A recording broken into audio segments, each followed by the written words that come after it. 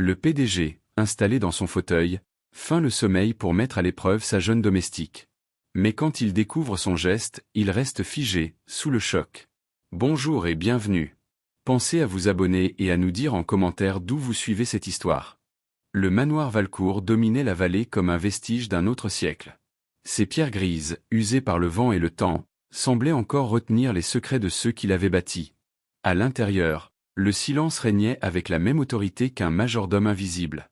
Rien ne semblait déplacé, tout était mesuré, les portraits d'ancêtres dans le grand hall, les lourds rideaux de velours dans le salon, la lueur dorée des lampes d'époque sur les murs pâles. Adrien Valcourt vivait là, seul maître d'un empire industriel et d'une solitude que ni le luxe ni la réussite n'avaient su combler. On le disait froid, distant, presque mécanique dans ses manières. Ceux qui le connaissaient de près savaient qu'il n'avait pas toujours été ainsi. 10 ans plus tôt, il avait été un jeune homme rieur, confiant, amoureux d'une femme qui avait su faire vibrer en lui ce qu'il y avait de plus humain jusqu'à ce qu'elle disparaisse avec une partie de sa fortune et la quasi-totalité de sa confiance. Depuis, Adrien voyait dans chaque sourire une stratégie, dans chaque regard une tentative déguisée d'obtenir quelque chose. C'est dans cet état d'esprit qu'il rencontra Élise Morel.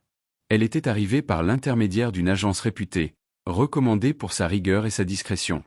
À première vue, elle n'avait rien d'extraordinaire, une jeune femme aux gestes mesurés, aux yeux d'un verre discret, et à la voix douce, presque effacée. Pourtant, dès les premiers jours, Adrien fut frappé par la précision de son travail. Le manoir reprenait vie sous ses mains, les meubles retrouvaient leur éclat, les fleurs fraîches apparaissaient chaque matin, et même la lumière semblait plus douce après son passage.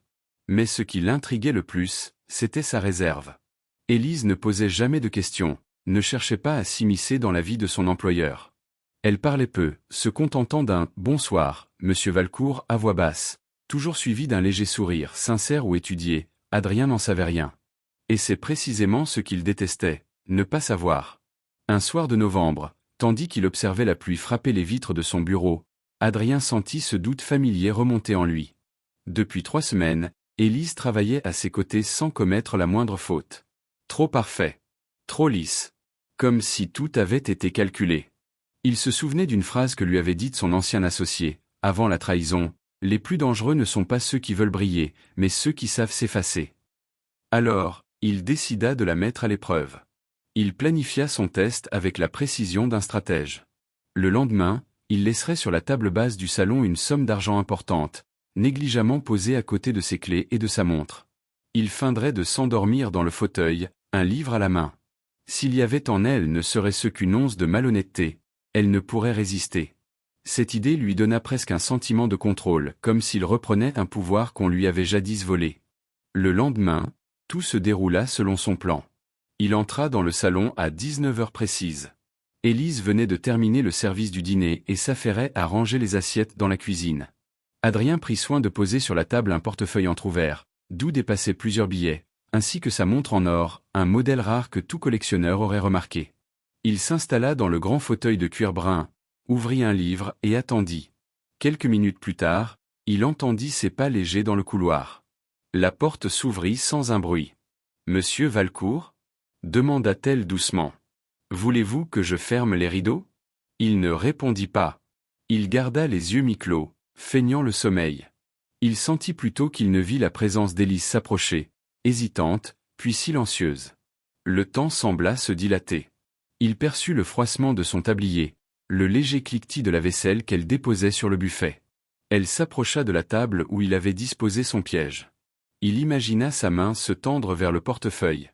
Le cœur d'Adrien battait plus vite, non pas d'excitation, mais d'une étrange appréhension, comme s'il espérait qu'elle échoue pour confirmer ce qu'il croyait savoir du monde. Mais rien ne se produisit. Au contraire, il entendit le bruit délicat d'un objet qu'on déplace prudemment, puis celui d'un livre que l'on pose doucement sur une table. Quand il entr'ouvrit légèrement les paupières, il vit Élise glisser un roman relié au-dessus du portefeuille, comme pour le cacher à la vue. Puis, après un instant de silence, elle prit une couverture pliée sur le canapé et la déposa sur ses épaules. Son geste fut lent, presque maternel. Elle le regarda un moment, ses traits apaisés, puis murmura, d'une voix qu'elle croyait inaudible. « Vous devriez apprendre à dormir sans craindre les autres, monsieur Valcourt. Le monde n'est pas toujours contre vous. » Et elle quitta la pièce. Adrien resta immobile. Les mots, simples et pourtant déchirants, résonnaient dans son esprit. Il sentit une chaleur étrange l'envahir, une sorte de honte mêlée de soulagement. Pendant des années, il avait cherché les failles chez les autres, comme s'il voulait prouver que la méfiance était une sagesse. Mais ce soir-là, cette femme qu'il avait soupçonnée d'intérêt l'avait couvert d'une attention désintéressée. Il rouvrit les yeux. Le salon baignait dans la lumière tamisée d'une lampe oubliée. Sur la table, le portefeuille était toujours là, intact, et le livre posé dessus semblait désormais un symbole, une main tendue, un voile posé sur sa paranoïa. Il se leva lentement et marcha jusqu'à la fenêtre. Dehors, la pluie tombait toujours, régulière et douce. Il songea à Élise, à son regard clair, à ses gestes précis, à la sincérité qu'il n'avait pas voulu voir. Quelque chose, imperceptiblement, venait de se fissurer en lui. Les jours suivants, il observa la jeune femme avec une attention nouvelle. Non plus celle du juge, mais celle de l'homme qui cherche à comprendre. Il remarqua des détails qu'il n'avait jamais pris la peine de voir, la façon dont elle ajustait un cadre légèrement penché, la manière dont elle déposait un bouquet de fleurs sauvages dans un vase en cristal, comme pour rappeler que même dans un lieu figé, la vie pouvait encore s'inviter. Il apprit qu'elle venait chaque matin à pied, malgré la distance, refusant l'idée qu'on la fasse conduire. Il apprit aussi qu'elle lisait beaucoup, qu'elle préférait la musique classique au silence, et qu'elle écrivait parfois dans un petit carnet qu'elle gardait toujours dans la poche de son tablier. Peu à peu, Adrien commença à sentir une forme d'agacement envers lui-même. Il n'était pas habitué à douter de ses certitudes. Mais plus il la voyait, plus il comprenait que son test avait révélé quelque chose de plus profond. Ce n'était pas elle qu'il avait voulu juger, c'était lui-même qu'il mettait à l'épreuve. Une nuit, alors qu'il repensait à cette scène du salon, il se surprit à sourire. C'était la première fois depuis longtemps. Peut-être que le monde n'était pas entièrement peuplé de traîtres. Peut-être que certaines personnes faisaient le bien sans autre raison que celle d'être en paix avec elles-mêmes. Et dans la solitude du manoir, Adrien Valcourt comprit que le véritable test, celui qu'il redoutait depuis des années, n'était pas de savoir si Élise Morel était honnête, mais de savoir s'il pouvait encore faire confiance à quelqu'un. Le matin se leva sur le domaine Valcourt dans une clarté douce et fragile. Après cette nuit où tout avait changé, Adrien s'était surpris à attendre le jour avec impatience, chose rare pour lui. Il s'était levé plus tôt que d'habitude, comme si le sommeil lui était devenu inutile. Le souvenir du geste d'Élise, la couverture posée sur ses épaules, la phrase murmurée à voix basse tournaient dans son esprit comme une mélodie obsédante. Il n'avait pas l'habitude d'être touché par si peu, mais il savait que ce moment, en apparence insignifiant, avait marqué le début d'un changement. Dans la maison, tout était calme. Seuls les pas rythmés d'Élise, venant du couloir, rompaient le silence. Adrien resta dans son bureau, prétendant travailler, mais ses yeux ne quittaient pas la fenêtre. Il la vit passer dans le jardin, un balai à la main, le vent déplaçant quelques mèches de ses cheveux détachés. Elle paraissait à la fois forte et légère, comme si le poids du monde glissait sur elle sans jamais la briser. Il se demanda comment une jeune femme comme elle avait appris à vivre ainsi, avec tant de discrétion et de dignité. Les jours suivants, leur relation changea imperceptiblement. Ce n'était pas de la familiarité, encore moins de l'amitié, mais une forme de présence silencieuse, une confiance qui s'ébauchait. Adrien se surprenait à chercher sa voix dans le lointain, à prêter attention à ses pas dans le couloir. Élise, elle, ne semblait pas remarquer son trouble. Elle continuait à travailler avec la même application, la même douceur. Pourtant, parfois, leurs regards se croisaient un peu trop longtemps, et chacun d'eux se trouvait pris d'un léger vertige qu'il ne s'expliquait pas. Un soir, alors qu'une panne d'électricité plongeait la maison dans la pénombre, ils se retrouvèrent seuls dans la bibliothèque. Adrien avait allumé quelques bougies, dont la flamme vacillante dessinait sur les murs des ombres mouvantes. Il la vit entrer, une lampe à la main, son visage éclairé par la lueur tremblante. « Vous n'avez pas peur du noir, mademoiselle Morel ?» demanda-t-il avec une pointe d'ironie. Elle eut un sourire bref, presque timide. « Non, monsieur. J'ai appris à ne pas craindre ce qu'on ne voit pas. » Adrien s'immobilisa. Cette réponse, simple en apparence, contenait une profondeur qui le dérouta. Il voulut parler, mais elle reprit doucement. Quand on a connu l'obscurité, on apprend à reconnaître les vraies lumières. Il sentit quelque chose se défaire en lui, une tension qu'il ignorait encore porter. Il déposa son verre, puis s'approcha lentement. La lampe d'Élise tremblait un peu, peut-être à cause du vent, ou peut-être à cause de la proximité de son regard. Le silence entre eux était lourd, mais pas pesant, il avait la densité de ce qui compte. Les semaines passèrent ainsi, suspendues entre la distance et un rapprochement qu'aucun des deux n'osait nommer. Adrien se surprit à sourire lorsqu'elle entrait dans la pièce, à lui poser des questions sur sa journée, sur les livres qu'elle lisait. Elle lui parlait parfois de son enfance, sans jamais s'étendre. Elle évoquait une mère malade, un père disparu, des années difficiles où chaque jour était une lutte pour garder un toit et un peu de dignité. Jamais elle ne se plaignait, jamais elle ne demandait rien. Adrien, qui avait toujours cru que la faiblesse naissait du besoin, découvrit en elle une force tranquille, presque sauvage. Une intégrité rare. Elle ne cherchait pas à impressionner ni à plaire, elle était simplement, et cela suffisait. Mais cette quiétude fragile allait bientôt être mise à l'épreuve. Un matin d'hiver, un bijou disparut du bureau d'Adrien. Une montre ancienne, offerte par son père. La nouvelle se répandit rapidement parmi le personnel du manoir. Les regards se tournèrent vers la nouvelle employée. La suspicion était une habitude parmi les domestiques. Dans les grandes maisons, elle s'installe toujours avant la vérité. Adrien, blessé par le souvenir de sa trahison passée, sentit son vieil instinct reprendre le dessus. Il fit venir Élise dans le grand salon. Elle entra sans trembler, son visage calme, presque séréné. « Mademoiselle Morel, dit-il, la montre de mon père a disparu hier soir. Vous étiez la dernière à avoir nettoyé cette pièce. » « Oui, monsieur. » « Savez-vous où elle pourrait être ?» Elle soutint son regard sans ciller. « Non, monsieur. Mais je peux vous aider à chercher, si vous le souhaitez. » Cette réponse simple, honnête, désarma Adrien. Pourtant, la méfiance, ce poison ancien, coula de nouveau dans ses veines. « Ce ne sera pas nécessaire, dit-il sèchement. Vous pouvez disposer. » Elle s'inclina légèrement et quitta la pièce. Mais avant de franchir la porte, elle ajouta d'une voix basse. « Je ne vous en veux pas, monsieur Valcourt. On ne peut pas guérir d'un doute en un seul geste. » Cette phrase le poursuivit toute la journée. Le soir venu, la gouvernante vint le voir, une montre à la main. Elle l'avait retrouvée entre deux coussins du fauteuil où Adrien s'était assis la veille. La honte lui serra la gorge. Il comprit alors la portée de son erreur. Il avait recommencé à voir la faute là où il y avait seulement la bonté. Le lendemain matin, il demanda à voir Élise. Elle entra, toujours calme, ses mains croisées devant elle. « La montre a été retrouvée, dit-il. J'ai eu tort de douter. »« Ce n'est rien, monsieur.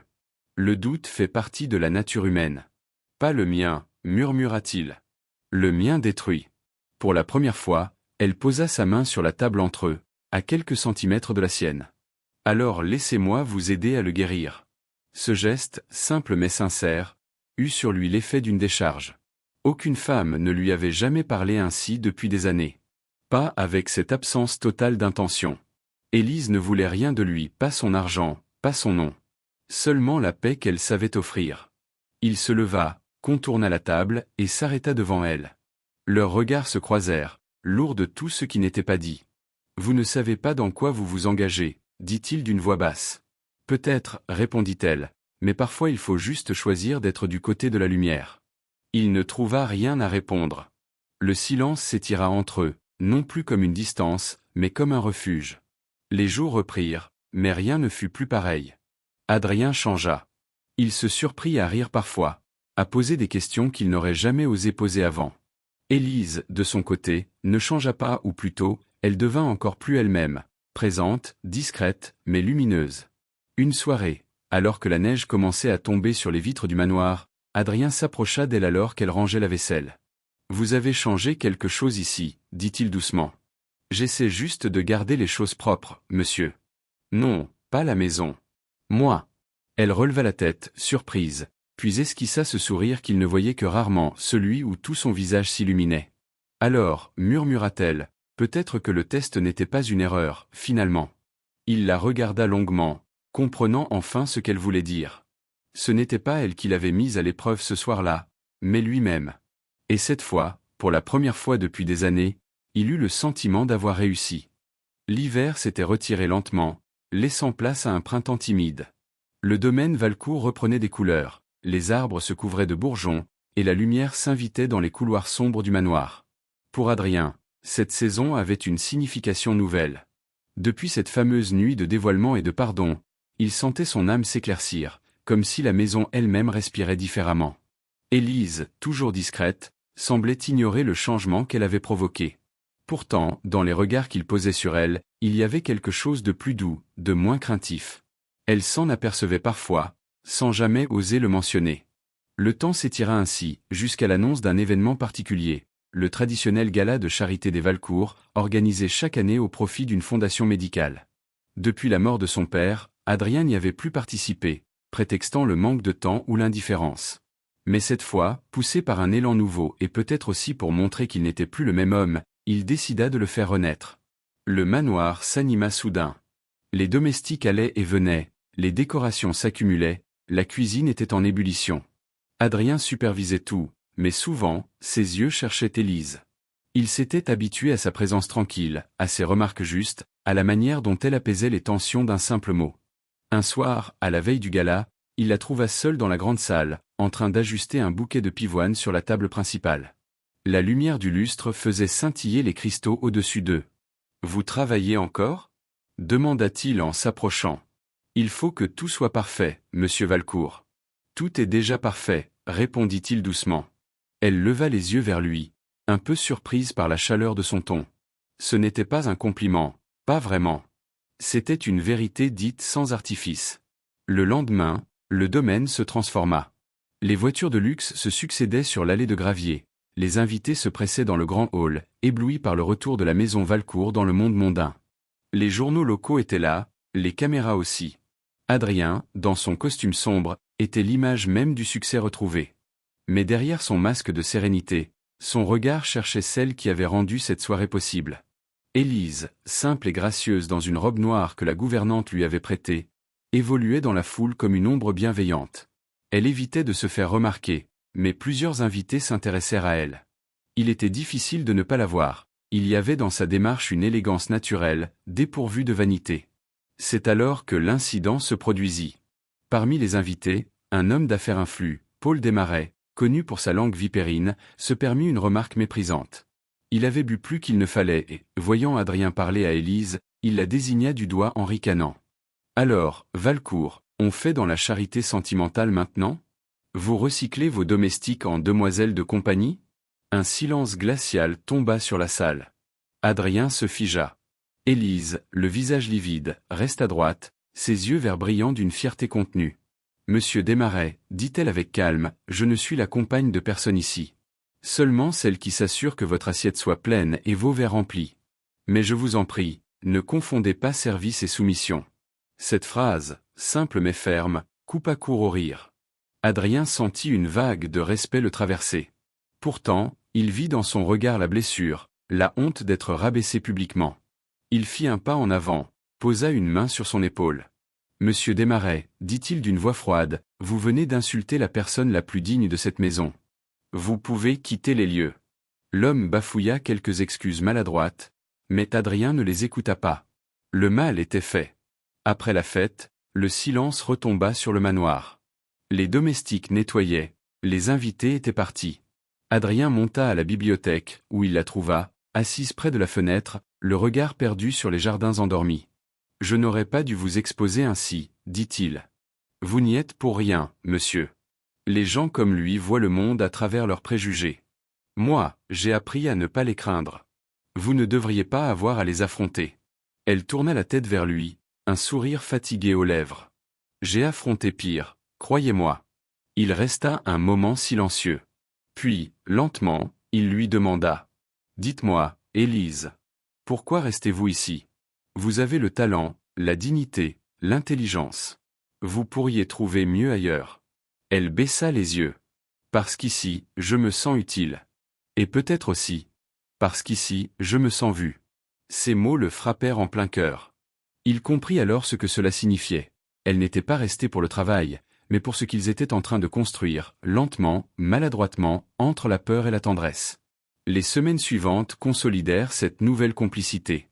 Adrien confia à Élise des tâches plus importantes, la gestion des comptes de la maison, l'organisation des événements, la coordination du personnel. Elle s'acquittait de tout avec une efficacité sans faille. Les domestiques, d'abord sceptiques, commencèrent à la respecter sincèrement. Un après-midi, alors qu'ils triaient des documents ensemble, Adrien tomba sur une lettre à son nom. L'écriture était fine, appliquée. Il la lut discrètement. C'était une demande d'admission à une école d'administration, signée par Élise. Il releva les yeux vers elle. « Vous voulez reprendre vos études ?» Elle rougit, mal à l'aise. Ce n'est qu'un projet, monsieur. Un rêve, peut-être un peu fou. J'ai toujours voulu diriger un jour quelque chose de mon propre chef, mais, ce n'est pas à ma portée. Il plia la lettre avec soin et la lui rendit. Parfois, les rêves sont à notre portée, on a juste peur de les attraper. Ce soir-là, en descendant l'escalier, Adrien s'arrêta devant le grand miroir du hall. Il se regarda longuement et se reconnut à peine. Le regard dur s'était adouci. La solitude qu'il avait définie semblait s'être dissoute. Et il sut que ce changement avait un nom, Élise Morel. Pour la première fois, il ne voulait plus contrôler. Il voulait simplement croire. Quelques jours plus tard, il décida d'agir sans lui en parler. Il contacta discrètement l'école mentionnée dans la lettre, paya les frais d'inscription et envoya les documents nécessaires. Il ne le fit pas par pitié, ni par dette, mais parce qu'il croyait en elle. Lorsque la lettre d'acceptation arriva, il la lui tendit sans un mot. Elle déchira l'enveloppe, lut, puis leva vers lui un regard incrédule. « Vous avez fait ça ? Non, c'est vous qui l'avez mérité. » Les larmes montèrent à ses yeux. Elle voulut parler, mais il l'interrompit doucement. « Vous m'avez appris à faire confiance, Élise. Laissez-moi vous rendre un peu de ce que vous m'avez donné. » Elle hocha la tête, incapable de répondre. Dans le silence du hall, un souffle de printemps entra par la fenêtre ouverte. Pour Adrien Valcourt, c'était le premier vrai signe qu'il avait retrouvé sa lumière. Le printemps s'effaçait doucement, laissant place à un été éclatant. Le domaine Valcourt, baigné de lumière, semblait vivre une renaissance. Les rosiers grimpaient le long des murs, les oiseaux chantaient dès l'aube, et le vent chaud transportait une odeur de lavande et de terre. Pourtant, sous cette paix retrouvée, quelque chose bouillonnait en silence. Adrien Valcourt, désormais métamorphosé, se préparait à une période de transition. Élise allait bientôt partir pour entamer ses études à l'école d'administration. L'idée même de son absence lui paraissait inconcevable, mais il s'efforçait de se réjouir pour elle. C'était ce qu'il avait voulu, après tout, lui rendre sa liberté, sa chance. Pourtant, chaque fois qu'il la voyait traverser le hall, cahier à la main, le cœur d'Adrien se serrait d'un sentiment qu'il n'osait pas encore nommer. Un soir, il la rejoignit dans les jardins. Le soleil déclinait, teignant les nuages d'orange et de rose. Elle était assise sur le vieux banc de pierre, le carnet sur les genoux, écrivant avec application. « Vous préparez déjà vos cours » demanda-t-il en s'approchant. « Pas vraiment. J'écris, ce que je laisse ici, » répondit-elle avec un sourire. « J'aime garder une trace des endroits où je me suis senti bien. » « Et ici, vous vous êtes senti bien ?» Elle leva vers lui un regard doux, sincère. « Ici, j'ai appris que la peur n'est pas une fatalité. Que la confiance peut renaître, même quand tout semble perdu. » Ces mots le frappèrent plus fort qu'il ne l'aurait cru. Il aurait voulu lui dire ce qu'il ressentait, lui avouer combien elle avait bouleversé son existence. Mais quelque chose le retint. Peut-être la crainte de la voir s'éloigner si elle connaissait la profondeur de ses sentiments. Il se contenta de hocher la tête, silencieux, le regard perdu dans la lumière du soir. Quelques jours plus tard, une lettre arriva, brisant cette sérénité fragile. Adrien était dans son bureau lorsque le majordome entra, tenant une enveloppe frappée d'un sceau officiel. Il la prit machinalement, l'ouvrit, lut et sentit son cœur se glacer. C'était une convocation judiciaire. Un ancien associé, un certain Henri Lenoir, l'accusait de fraude financière sur des contrats passés, prétendant détenir des preuves. Des accusations graves, susceptibles de ruiner sa réputation et de détruire tout ce qu'il avait reconstruit. Adrien sentit la colère et la peur revenir, cette peur ancienne, celle d'être trahi, déshonoré.